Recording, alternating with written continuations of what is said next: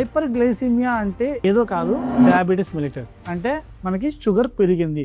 Diabetes అనేది ప్రతి ఒక్కరికి తెలిసిందే. అంటే షుగర్ వ్యాధి అనేది చాలా కామన్ కండిషన్ అన్నమాట. ఈ షుగర్ అనేది బాడీలో ప్రతి పార్ట్ ని డ్యామేజ్ చేస్తుంది. ఇది మాత్రం ప్రతి ఒక్కరు గుర్తుపెట్టుకోవాల్సిన విషయం. షుగర్ మాత్రమే పెరిగింది, దీనివల్ల ఒక్కటే వస్తుంది ప్రాబ్లం అని అనుకోవద్దండి. షుగర్ గురించి ఇంత అవేర్నెస్ రావాలి అని అంటే షుగర్లో 2 రకాలుగా డ్యామేజెస్ దొరుకుతాయి. ఎలాంటి డ్యామేజెస్ అని అంటే ఒకటి మైక్రోవాస్కులర్, ఒకటి మ్యాక్రోవాస్కులర్ అనమాట.